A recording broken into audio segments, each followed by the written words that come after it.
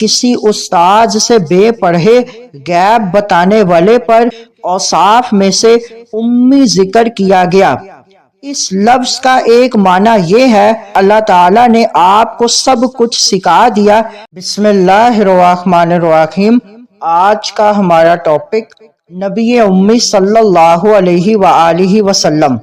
اللہ تعالیٰ نے ارشاد فرمایا، سورہ اعراف سورت نمبر 7 آیت نمبر 158، تو تم ایمان لاؤ اللہ اور اس کے رسول یعنی کسی استاذ سے بے پڑھے غیب بتانے والے پر کہ اللہ اور اس کی باتوں پر ایمان لاتے ہیں اور ان کی غلامی کرو تاکہ تم راہ پاؤ۔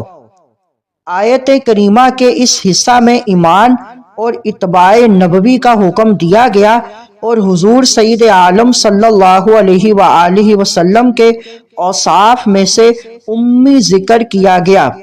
اس لفظ کا ایک معنی یہ ہے کہ حضور صلی اللہ علیہ وآلہ وسلم نے مخلوق سے کچھ نہیں پڑھا بلکہ اللہ تعالیٰ نے آپ کو سب کچھ سکھا دیا۔